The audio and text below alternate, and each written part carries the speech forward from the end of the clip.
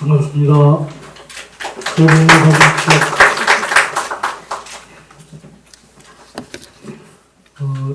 전에 말씀드린 대로 원래 우리 교육청에서 역점 사업에 대해서 간단하게 소개드리도록 하겠습니다. 그 전에 아시다시피 작년 한 해 우리 교육청에서는 나름대로 의미 있는 성과들을 많이 거두었습니다. 아시다시피 미래 교육을 위한 기반 확충을 위한 작업들을 열심히 했고요. 또 학교 문화를 바꾸기 위한 여러 가지 노력들을 했는데 그런 것들이 학교 문화에서 상당히 안정적으로 좀 정착되어 가고 있고 또 그 결과로 교육부 평가에서도 최우수 교육청 평가를 3년째 연이어서 받았고 청년도 평가에서도 등수는 뭐 2등으로 나타났습니다만 10년간 제일 높은 점수를 받아서 강원도 교육청 1위를 한 강원도 교육청하고 0.001점 차이로 아깝게 2등을 했습니다. 그리고 작년에 우리가 주요 그 프로젝트로 추진했던 4가지 그 사업들을 성공적으로 지금 다 진행을 하고 있습니다. 우선 우리 공립 유치원이 절대적으로 부족한 부산에 인구가 급격히 늘어나는 명지 지역에 25개 학급을 가진 허브 유치원을 추진하고 있는데 처음에 굉장히 어려울 거로 생각을 했는데 교육부의 중투를 통과했고요. 수학문화관이나 상상 및 창의공장 그리고 소프트웨어 마이스터로 이렇게 4가지 역점 프로젝트들을 다 이렇게 승인을 받아서 올해부터 착실히 추진해가도록 하겠습니다. 교육청에서 이런 일련의 성과들을 낼 수 있었던 것은 우리 교육가족들의 노력뿐만 아니라 이 자리에 계신 우리 지역 중앙 언론에서 우리 교육청에 대해서 적극적으로 응원해 주시고 또 도와주셨기 때문이라고 생각합니다. 이 자리에 빌어서 진심으로 감사드리겠습니다. 고맙습니다. 네, 그래서 작년의 성과에 이어서 올해 2022년도 말 그대로 이 즐거운 학교, 행복한 학생을 만들기 위해서 더 열심히 달려보도록 하겠습니다. 이 영상 먼저 하나 잠깐 보시죠.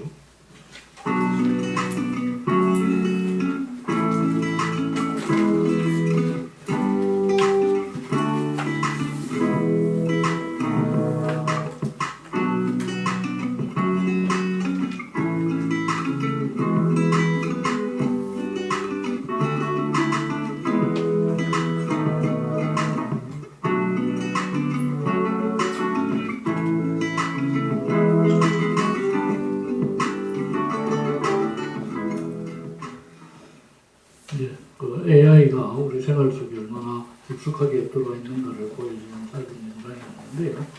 아시다시피 우리가 지금 4차 산업혁명이 진행되고 있다.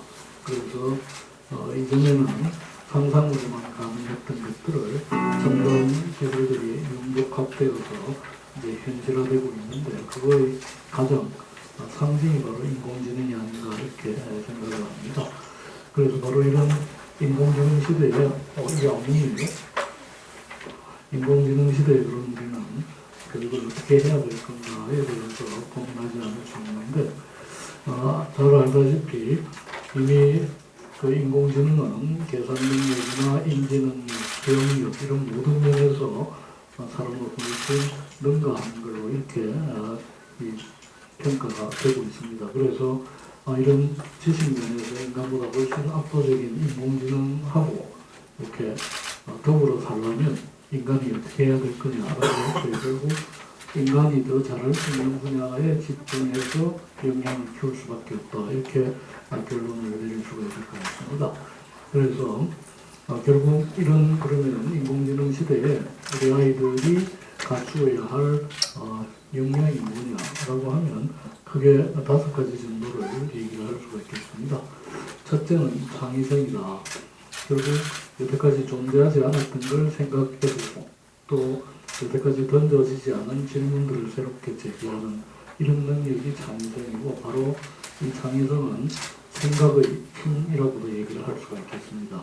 두 번째로는 갈수록 이제 복잡해지고 어려운 과제들이 제기되기 때문에 이걸 혼자서 해결할 수 없기 때문에 주변의 사람들과 함께 힘을 모아내고 문제를 해결하는 협업 능력을 꼭 갖춰야 된다. 그리고 대체로는 이런 협업 능력을 갖추든 창의성을 가지든 제일 중요한 것은 자기 스스로 도전하고 해결하려고 하는 자기 주도성을 갖춰야 되고, 그러자면 우선 지가 좋아하는 것을 열심히 몰입할 수 있는 이런 어떤 능력들을 갖도록 키워야 되고, 네 번째로는 말 그대로 소통하고 공감하는 감성, 그리고 배려하고 존중하는 인성, 이런 이 역량들을 갖춘 인재들을 제대로 키워내야만 이 아이들이 소위 인공지능 시대에 더불어 살아갈 수 있지 않을까, 이렇게 생각을 합니다. 그래서 이런 전제하에서 우리 부산교육은 여러 가지 노력을 해야 되는데, 결국 한마디로 이제는 교육의 패러다임이 바뀌어야 된다. 이전에 지식 중심 교육을 했다면 이제는 역량 중심 교육으로, 그리고 이전에는 결과, 성적 이런 것만 중시했다면 이제는 과정을 중시하는 교육, 그리고 이전에는 교사가 일방적으로 지식을 전달하고 이끌어가는 수업이었다면 이제는 학생을 중심으로 학생 스스로가 참여하고 배움을 일으켜가는 이런 방식으로 패러다임이 바뀌어야 된다는 게 일반적인 얘기입니다. 그래서 그런 전제하에서 우리가 2020년 부산교육은 크게 4가지 역점 과제를 지금 생각하고 있습니다. 첫째는 미래를 준비하는 창의융합 교육이고요. 둘째는 학생 성장 중심의 수업 평가 혁신, 그리고 세 번째로는 행복을 더하는 문화예술 교육, 넷째로는 삶을 디자인하는 진로 진학 교육, 이렇게 4가지 역점 과제를 2020년에 본격적으로 추진하고자 합니다. 그래서 이 4가지 과제에 대해서 조금 더 상세히 설명을 드리면, 창의융합 교육은 앞에서 봤던 인공지능을 활용하고 또 그걸 이용하는 이런 인공지능 교육, 메이커 교육, 소프트웨어 교육 등 첨단 기술에 기반한 창의융합 교육에 힘쓰겠는데요. 세부 과제는 크게 4가지 정도로 말씀드릴 수 있습니다.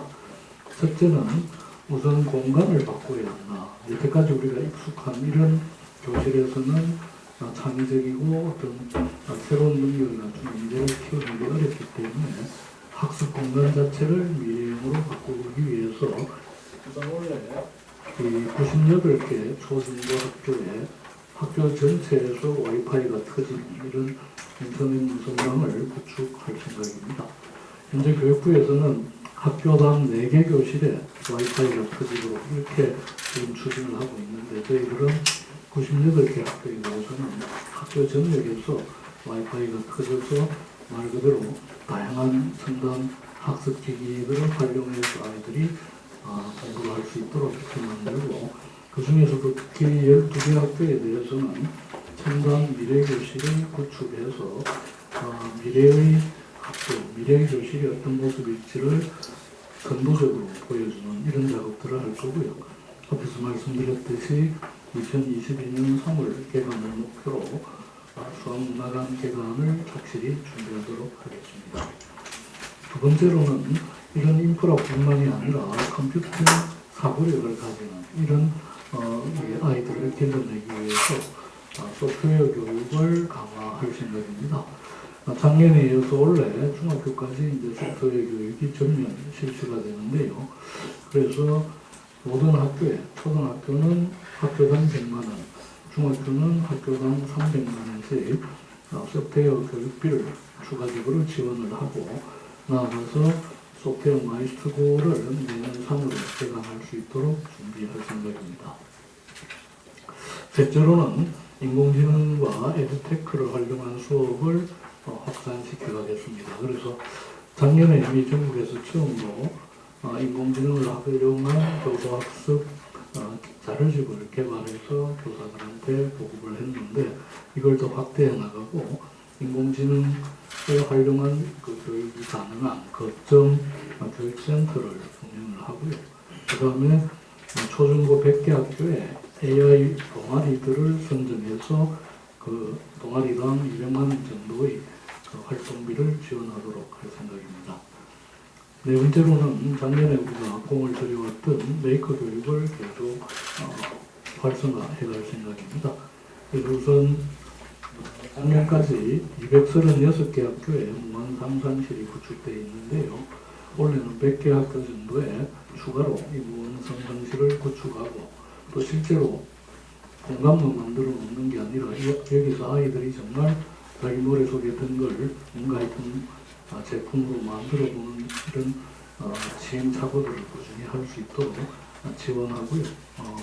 21년 9월을 목표로 해서 상상비 창의 공장을 설립할 예정이고 작년 5월에 해동마루에 만들어진 창의 공작소를 보다 많은 학생들 또 지역 주민들이 참여할 수 있도록 이렇게 활성화할 준비를 합니다. 이게 이제 창의융합 교육하고 관련된 내용이 되겠습니다.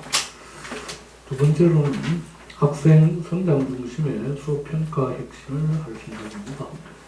결국 우리가 학교를 바꾸는 것의 핵심은 수업을 바꾸는 것이고 이 수업을 바꾸는 것은 지금까지 익숙해왔던 이런 모습이 아니라 아이들이 주도적으로 참여하고 또 문제 해결하는 능력을 키우는 이런 수업으로 전환되어야 되는데 이런 수업평가 핵심을 위해서 크게 4가지 과제를 추진하겠습니다. 첫째로는 배움과 성장 중심의 수업평가가 일상적으로 이루어지도록 수업 자체를 협력 수업으로 바꿔가도록 하겠습니다. 그리고 학생 개개인의 능력이나 역량에 초점을 둔 그런 지도를 할 수 있는 그런 틀들을 만들어 가겠습니다.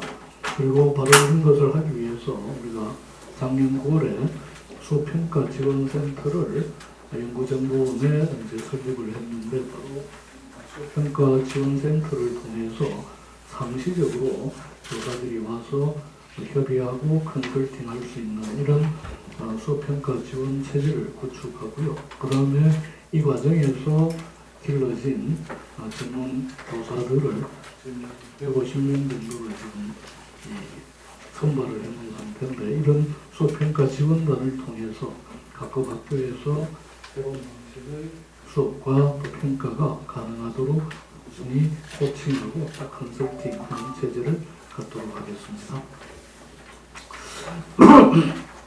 세 번째로는 부산형 네트워크 학교를 확대해 나갈 생각입니다. 지금 수능글에 많지 않지만 몇몇 개 학교가 온라인으로 과목을 공동으로 개설해서 온라인을 통해서 교사와 학생 간에 토론이 되는 이런 강의를 개설해 나가는데 이런 온라인 공동교육 과정을 늘려가고 또 다른 한편으로는 대학과 연계해서 진행하는 교육과정도 확대해 나가겠습니다. 그리고 마을마다 지금 확대되고 있는 마을교육 공동체 그리고 통합방과후센터 이런 걸 활용해서 지역과 마을까지 연계한 체계를 확대해 나가겠습니다.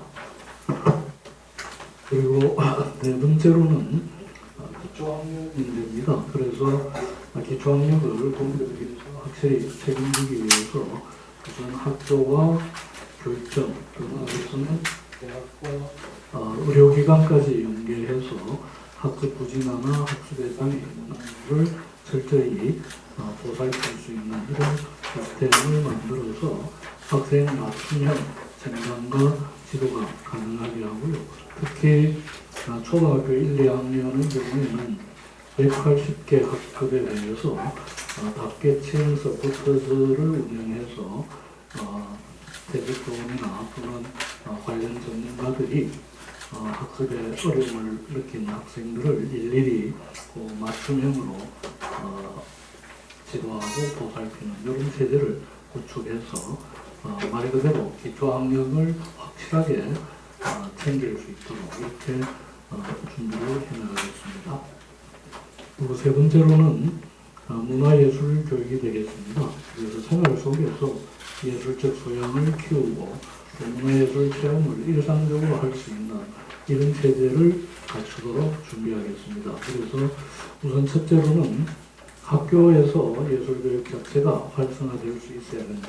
그래서 학교에서 모든 학생들이 적어도 악기 하나는 직접 다룰 수 있게, 그리고 한 학생이 하나 이상의 예술활동에 참가할 수 있도록 체제를 갖추고, 또 개별 학교에 하기 어려운 연극이나 뮤지컬, 사진 이런 전문 분야는 전문 예술 강사를 배치해서 아이들이 학교 안에서 예술 교육을 풍부하게 경험할 수 있도록 하겠습니다. 그리고 두 번째로는 우선 아이들의 예술 체험 기회를 확대하기 위해서 일단 초등학교 학생 한 명당 많은 식의 예산을 지원해서 실제 아이들이 전시관이나 또는 공연장에 직접 찾아가서 예술 체험을 할 수 있도록 하고요. 그 다음 현재 약 600회 정도 진행되고 있는 찾아가는 예술 플러스를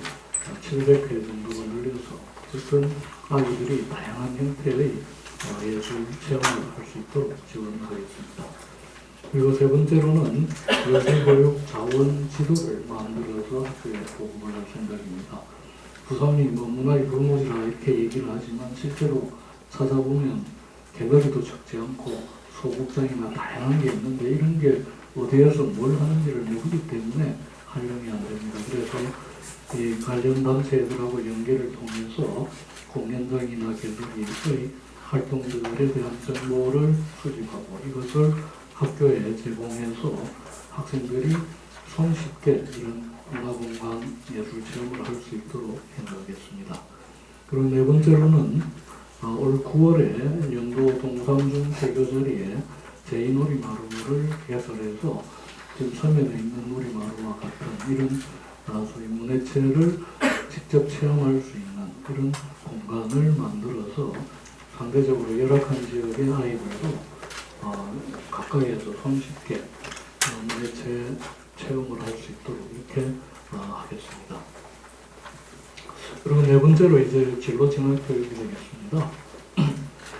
이 큰 틀에서 보면 이 초등학교 단계에서 자기 진로에 대해서 생각해보는 이런 기회를 갖게 하고 중학교에서는 체험, 고등학교 가면 아주 구체적으로 설계를 한다는 이런 큰 틀 하에서 진로 진학 교육을 체계화할 생각입니다. 그래서 첫째로 우선 각급 학교에 소위 진로 진학 이 상담실을 구축해서 소위 이 중고등학생의 경우에는 특히 학교에서 진로 상담 조사를 통해서 1대1 상담을 통해서 자기 진로에 대해서 고민하고 또 조언을 받을 수 있도록 이렇게 할 생각입니다. 그래서 진로 활동실을 만들고 거기에 지금은 전원이 다 배치 안 되어 있습니다만 앞으로 계속 이 진로 전담 교사를 확충해서 아이들이 진로에 대해서 가까이에서 도움을 받을 수 있도록 이렇게 하겠습니다. 둘째로는 교육 과정 속에서 진로 교육을 강화하도록 하겠습니다. 잘 아시다시피 중학교의 자유학기제, 자유학년제를 통해서 진로 체험을 다양화하고 또 더 나아가서 우리 지금 고등학교 1학년 1학기 과정은 진로 디자인 학기라고 해서 본격적으로 진로에 대해서 고민하고 상담하고 도움을 받는 이런 학기로 설정을 하고 있는데 바로 이런 교육 과정을 통해서 아이들이 진로에 대해서 더 많이 생각하고 체험하고 또 설계를 할 수 있는 이런 기반을 만들겠습니다. 그리고 세 번째로는 이제 구체적으로 진로 결정을 어떻게 할 거냐에 대해서 일반계 고등학교 같은 경우에는 1대1로 진학 상담을 할 수 있는 틀을 만들고요. 그 다음에 특성화고의 경우에는 취업을 하기 위한 상담을 우선 체계화하도록 하고 그거에 필요한 온라인 플랫폼을 본격적으로 강화할 생각입니다. 이미 예를 들어서 대학 진학하고는 관련해서는 부산 진학 길마중이라고 하는 밴드를 통해서 진학 전문가들이 상담을 이상화할 수 있도록 되어 있고 취업하고 관련해서는 우선 취업자 안내는 꿈길이라든지 이런 온라인 플랫폼이 만들어져 있고, 또 직접 취업처하고 연계는 이 특성화 쪽에서 하고 있는 하이자바도 이런 플랫폼을 활용해서 취업하고 관련된 정보와 지원을 보다 다채롭게 받을 수 있도록 이렇게 진로 설계 및 결정을 지원하고 있습니다. 그리고 네 번째로는 원래 이제 그 서구학부에서 두 군데가 협약을 맺어서 진로교육 지원센터를 개소하면 부산의 16개 구군에서 진로교육 지원센터가 모두 구축이 됩니다. 이 진로교육 지원센터를 통해서 지역하고 연계한 진로교육을 다양한 형태로 활성화할 수 있도록 이렇게 만들어가겠습니다. 이상으로 4대 역점 과제, 그것도 각각 4개의 세부 과제를 중심으로 소개를 드렸는데요. 이런 역점 과제 역시 핵심은 바로 학생 중심, 그리고 학교 지원 또는 학교 자치, 이걸 바탕으로 해서 진행이 된다는 걸 말씀을 드리고요. 그래서 이런 노력 위해서 우선 원래는 민주시민교육 2.0이라고 해서 신문 있는 고등학생 프로젝트, 또 학생회를 지금 구성하고, 고등학교 1학년들한테는 손바닥 헌법책이라고 혹시 보셨나요? 진짜로 쪼매난 우리 헌법에 대해서 정리해둔 자료가 있는데, 고등학교 1학년들한테 이걸 다 배포를 해서 헌법에 대해서 그냥 시험 치기 위해서가 아니라 시민으로서 우리나라 헌법에 대해서 관심 가지고 챙겨보도록 하는 이런 지원을 할 생각입니다. 두 번째로는 학교 문화를 혁신하기 위해서 각급 학교에 다모임 중심으로 해서 다양한 민주적 협의 문화를 확산시켜 나갈 생각이고, 늘 문제가 되고 있는 학생 인권과 교권의 충돌 이런 것을 해소하기 위해서 상호 존중 문화를 확대해 나갈 생각입니다. 그런데 이 스펙을 내려서 조금 아쉽긴 아쉽습니다. 스펙이 뭔지 잘 모르십니까? 예, 셋째로는 이제 학교 자치를 확대하기 위해서 작년 12월에 부산 학교 지원 서비스 시스템을 구축해서 실제 교원들이 여러 가지 행정하고 관련된 까다롭고 어려운 문제들을 바로바로 해결해주는 시스템을 가동하고 있고요. 또 올해부터는 학교 자체를 확대하기 위해서 예산 면에서도 우선 학교 운영비를 15% 정도 늘리고, 그 대신에 이전에 꼬리가 붙어 있었던 목적 사업을 거의 다 해소를 해서 학교가 자율적으로 예산을 계획을 세우고 집행할 수 있도록 이렇게 지금 변화를 하고 있습니다.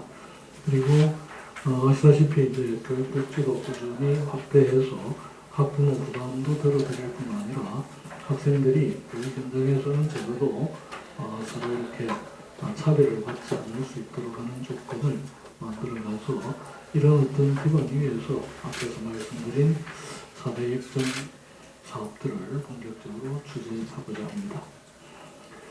그래서 마무리하면서요, 결국 이 페르세라고 하는 분이 미래는 기억하는 자의 것이 아니라 상상하는 자의 것이다. 그래서 기억을 복원하는 게 중요한 게 아니라 없었던 걸 새롭게 생각하고 그렇게 만들어가는 것이 중요하다는 이런 어떤 문제의식 하에서 우리 아이들이 정말 생각하는 힘, 미래를 열어가는 능력을 가진 아이들로 키우도록 최선을 다하겠습니다.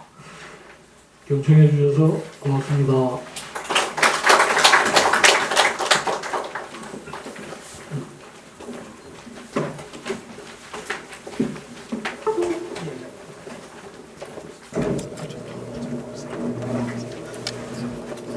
여기 나와도 되나요?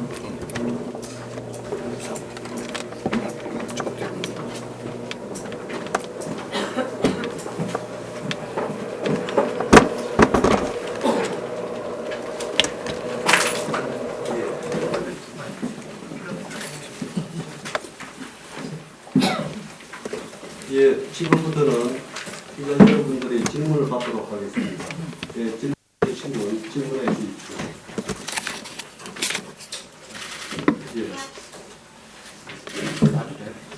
방금 방식이 좀 바뀌었는데 괜찮습니까? 예, 상관없습니다. 장애융합교육에 주력하신다고 했는데 네. 오늘 보니까 초중의 12개의 첨단 미래교실을 추가 조성한 건데 첨단 미래교실의 필요성과 그리고 추진 계획, 구체적인 추진 계획 그리고 앞으로 이에 따른 기대 효과에 대해서 설명해 주시기 바랍니다. 예, 혹시 작년 1월에 EBS에서 기획했던 소위 미래학교라는 프로그램이 있었습니다. 혹시 보셨는지 모르겠는데요. 그건 아마 다시 보기 하면 볼 수 있을 건데 거기에 어떤 이 내용이 있냐 하면 우리나라, 싱가포르, 인도, 그다음 스웨덴이든가 4개 나라의 중학생 4명씩인가 5명씩을 공부 잘하는 애는 아니고 어쨌든 뽑아서 서울에서 미래학교 형태로 이제 한 학기인가 이렇게 실험을 한 게 있는데요. 거기 가면 이제 우선은 아이패드라든지 온갖 ICT 기기들을 제공하고 수업도 기존의 방식이 아니라 아이들이 직접 그런 기기를 활용해서 문제를 찾고 팀 작업을 해서 새로운 과제를 해결하고 이런 방식으로 진행을 하는 걸 이제 쭉 보게 되는데 꼭 그런 모델이 아니라 어차피 앞으로 미래 사회에서 우리 학교가 어떤 모습이 돼야 될 거냐에 대해서 미리 생각해보고 거기에 필요한 환경들을 구축하는 이런 게 이제 미래 교실 구축 사업이 되겠습니다. 그래서 대개는 아이패드라든지 이런 걸 자유자재로 활용할 수 있도록 하고 또 우리가 흔히 얘기하는 이 구글을 활용해서 수업에 연결을 한다든지 빅데이터를 직접 끌고 와서 수업하는 이런 여러 가지 장면들을 생각해 볼 수 있는데요. 그런 게 가능할 수 있도록 우선 인프라를 구축하고 또 그런 수업을 이끌어갈 수 있도록 교사들을 훈련시키고 이렇게 해서 지금 우리나라뿐만 아니라 세계 각국에서 그런 어떤 실험이라면 실험이고 미래 학교에 대한 모습들을 만들어내기 위해서 애를 쓰고 있는데 제가 보기에는 여러 나라를 다녀봐도 이제 우리가 남 따라갈 시기는 아니다. 어떻게 하면 선도자 역할을 해야 될 필요가 있기 때문에 우리가 이런 미래교실 구축을 통해서 제일 어떻게 보면 선진적인 교실 또는 선진적인 교육 방식들을 시도하고 또 그런 것이 하나의 표준이 될 수 있도록 할 필요가 있겠다라고 저는 판단합니다. 그래서 실제 그런 걸 할 수 있는 조건을 잘 갖추고 있는 게 우리나라이기 때문에 그런 미래교실 구축 사업 이건 아마 교육부에서도 그런 문제의식으로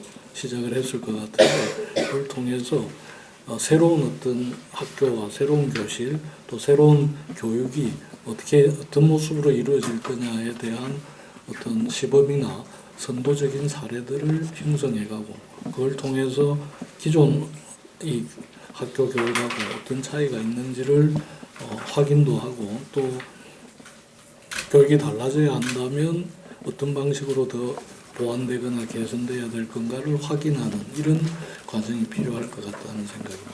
그리고 아마 이미 비슷한 취지로 중학교, 고등학교에서 그런 미래첨단 교실이 구축된 학교들이 있거든요. 원래 12개 한다는 거고 지금 몇 개가 돼 있죠? 미래교실이 구축된 학교가 몇 개나 되죠? 25개 이미 되고 있고 올해까지 포함해서 그래서 그런 이 사례들을 쭉 모아서 새로운 방향들을 우리가 선도적으로 제시할 수 있지 않을까 이렇게 생각하고요. 제가 몇 군데 이렇게 가봤는데 무슨 자는 아들이 없습니다. 아무도 안 자요. 그리고 열심히 프로젝트 해결하기 위해서 협력하고 또 그래서 굉장히 집중하고 그런 게 교육의 새로운 모습으로 나타날 걸로 생각합니다. 예, 질문 있으십니까? 예. 네, 방금 말씀하신 거 조금 다른 내용의 근데 꼭 한번 더 여쭤보고 싶은 게 있어서 질문을 드리겠습니다. 예. 두 가지인데요. 하나는 사실 부산에서도 빼놓을 수 없는 지금 숙제가 학령이고 감소로 인한 어떤 예. 적정 규모 학교 육성입니다. 예. 지금 단송중과 음송중 문제도 있고 우리 부산 교육청 내놓은 대로 지금 내수를 잘 흘러가고 있는 부분도 있고 조금 어려운 부분도 있습니다. 이런 적정 규모 학교 육성 어떤 식으로 올해 풀어가실지, 그리고 또 정부에서 우리 정시 모집을 이제 전형화 확대하면서 앞으로 수능 점수 경쟁이 사실 더 치열해질 가능성이 좀 커질 것 같은데요. 여기에 따라서 방금 말씀하신 내용에는 이런 부분에 대한 우리 국가교육청이 그럼 여기 맞춰서 수능 점수 경쟁에 맞춘 뭐 교육을 강화하실 수도 없을 거고, 이런 부분에 대해서는 컨트롤을 어떻게 잡고 계신지 두 가지가 좀. 예, 뭐 아시다시피 전국에서 우리 부산이 학령 인구가 가장 급속하게 줄어들고 있습니다. 그래서 아시다시피 이제 전국에서 또 대도시의 경우에는 초등학교는 240명, 중등은 300명 이하를 이제 소규모 학교로 선정해서 이걸 가능하면 통폐합하도록 이렇게 안내를 하고 있는데요. 그런 기준에 따지면 부산의 630개 학교 중에 거의 130개가 이 소규모 학교에 해당이 됩니다. 그런데 이 소규모 학교라고 다 통합할 수는 없고요. 저희들이 여러 가지 조건을 감안해서 2023년까지 30개 학교 정도를 적정 규모로 통합하려고 지금 추진하고 있고, 이미 진행된 곳도 상당히 있고 앞으로 이제 추진해야 될 것도 있는데, 어쨌든 2023년까지 전체는 한 30개 학교 정도를 통폐합하려고 하는데, 이 과정에서 이제 그 학부모 동의가 제일 중요한데, 학부모님들이 동의를 해주시더라도 또 실제로 동창회나 뭐 이렇게 지역사회에서 또 끊임없이 문제 제기를 하고 해서 생각만큼 이렇게 잘 추진되지는 않지만 꾸준히 이 학부모와 또 동창회나 지역 주민들을 설득해서 이게 그냥 무슨 경제적인 논리로 작은 학교니까 통합해야 된다가 아니라 우리 아이들이 제대로 질 높은 교육을 받기 위해서도 소규모 학교는, 예를 들자면 초등학교가 지금 60명, 70명 있는 학교는 6년 동안 10명만 만나고 올라갑니다. 아이들이 인간관계를 맺을 폭이 굉장히 제한되고요. 또 이런 학교에서는 다양한 방과후 프로그램 이런 거 운영하기 어렵습니다. 그래서 경제적인 논리가 아니라 실제 아이들한테 양질의 교육적 혜택을 제공하기 위해서도 적정 수준의 규모는 갖춰져야 되기 때문에 통합을 이제 여러 조건을 감안해서 필요한 데는 통합을 하려고 지금 추진하고 있는데 쉽지는 않습니다. 아까 뭐 방송 운송 중의 경우에도 이미 통합 결정은 이전에 다 났는데 일부에서 체육관 공사를 하니까 아들이 안전하지 않다는데요. 실제로 가보시면 알지만 그 체육관 공사는 아이들이 다닐 학교하고 거리가 있는 데입니다. 그리고 실제로 저희들이 안전에 최대한 그 고민을 해서 아이들이 문제없이 지금 준비를 하고 있는데, 이제 그런 부분들은 문제 제기하면 이제 꼭 마치 큰 문제가 있는 것처럼 이렇게 비춰질 수 있는데, 저희들이 계속 설득하고 또 아이들 그 통합 과정에서 큰 어려움이 없도록 최선을 다할 생각입니다.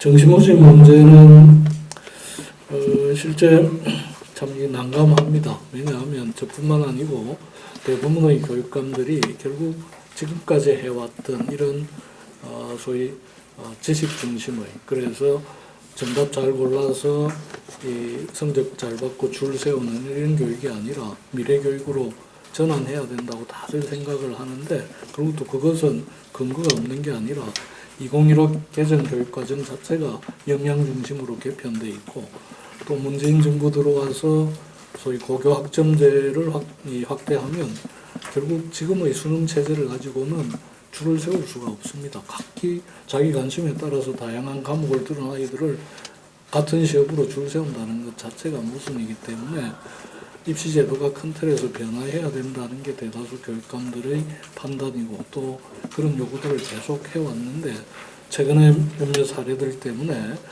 공정성 문제가 제기가 되면서 편법으로 어떻게 보면 정시 확대로 가고 있는데, 저도 그렇고 많은 교육감들은 정시 확대가 답이 아니라 소위 학종에 따른 여러 가지 불공정 문제를 제도적으로 개선하는 게 맞고, 더 나아가서 2028년도에 고교 학점제를 거친 세대들이 대학 갈 때면 수능 자체를 없애거나 다른 틀로 가야 된다는 게 방향인데, 여전히 정시학대 수능 중심으로 가는 것은 오히려 공정성에 더 심각한 문제를 제기할 수도 있고 하기 때문에 당장은 뭐 수능 중심으로 이렇게 전환할 생각은 없고요. 오히려 정부 정책을 전환하도록 교육감들하고 같이 힘을 모아갈 생각입니다. 예, 또 질문 있으십니까? 예.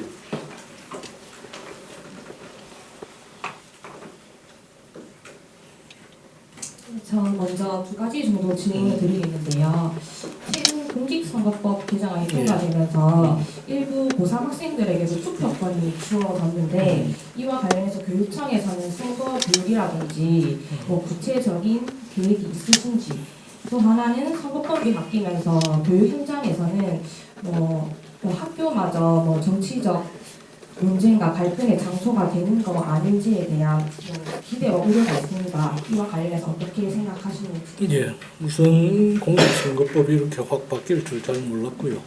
사실 학교에서도 준비가 안 돼 있고 교육부에서도 제대로 준비가 안 돼 있고 선관위에서도 준비가 안 돼 있습니다. 어제 부산 선관위 사무처장이 새로 오셔가지고 방문을 했는데 같이 고민을 했는데 선관위도 지금 이 변화에 대해서 제대로 준비를 못하고 있어서 일단 선관위 차원에서도 빠른 시간 내에 가이드라인이나 이런 걸 제공하겠다라고 하고 교육부도 지금 긴급하게 회의를 하고 이러는데 큰 방향에서는 이 급격한 변화에 대해서 학교에서 충격을 줄일 수 있는 방안들로 이렇게 대책들을 지금 준비를 하고 있는 것 같습니다. 그래서 일단 우리 교육청에서도 별도의 방법을 찾기보다 선관위와 교육부에서 제공하는 이런 틀에 맞추어서 학교 현장에 큰 혼란이 생기지 않도록 대응을 할 생각이고요. 또 하나는 실제 이제 고등학교 학생 일부가 선거권을 갖는 거가 이제 큰 변화이긴 합니다. 그러나 이 고등학교 학생들 일부가 고3이 선거권 가졌다고 학교가 꼭 무슨 정치판이 될 것처럼 우려하는 것도 지나친 기우라고 생각합니다. 왜냐하면 OECD 국가 중에서 선거권을 19세로 막아놨던 나라가 우리나라뿐이지 않습니까? 대개 다 18세고 그 이하까지도 투표권을 주고 있는데 그래서 이거는 이 세계적인 추세일 뿐만 아니라 실제 거꾸로 좀 생각을 해보면 대학교 1학년들부터 다 투표권 갖고 있지만 대학이 무슨 정치판이 됐습니까? 투표권을 갖는다는 거 하고 선거운동을 해서 그 학교 공간이 무슨 선거판이 되는 거하고는 전혀 다른 문제거든요. 그래서 아까도 말씀드렸듯이 투표권을 가진 교복 입은 시민으로서 우리 학생들이 자기 권리를 올바르게 행사할 수 있도록 잘 안내하고 지도를 하는 게 과제이지 마치 18살로 내려가면 학교가 쑥세기판이 될 것처럼 걱정하는 건 저는 좀 지나치다고 보고요. 그래서 학생들의 투표권을 제대로 잘 활용할 수 있도록 안내하고 지도하고 또 오히려 지나치게 걱정하는 게 아이들을 더 이렇게 혼란스럽게 만들 거다라는 생각을 합니다. 예, 마지막으로 한 분만 더 질문 받겠습니다. 질문 있으십니까? 신문 기사에서 예. 눈에 들어오는 하나 있는데요. 예. 신문 읽는 고등학생 졸업생 때 이게 또 어떤 식으로 좀 설명을 좀 하고 예, 이미 이전에 그 각급 학교에 그 NI라고 해서 신문을 통한 교육을 하는 게 많이 보급이 돼 있었는데 솔직히 말씀드리면 일부 학교에서는 신문 자체를 안 받는다 이런 얘기가 있어서 지난번에 제가 학교에 적어도 중앙언론지 하나, 지방언론 하나 해서 아이들이 도서관에 가면 신문을 읽을 수 있도록 이렇게 최소한은 하라고 한 거고 이번에 지침은 이걸 실제로 수업 시간에 활용할 수 있도록 이 NI 교육을 확장하겠다는 이런 취지로 보시면 될 것 같습니다. 네. 또 질문 있으십니까? 꼭 하셔야 될 것 없으십니까? 예, 더 이상 질문이 없으시면은 여기서 신문 기자회견을 모두 마치겠습니다. 고맙습니다.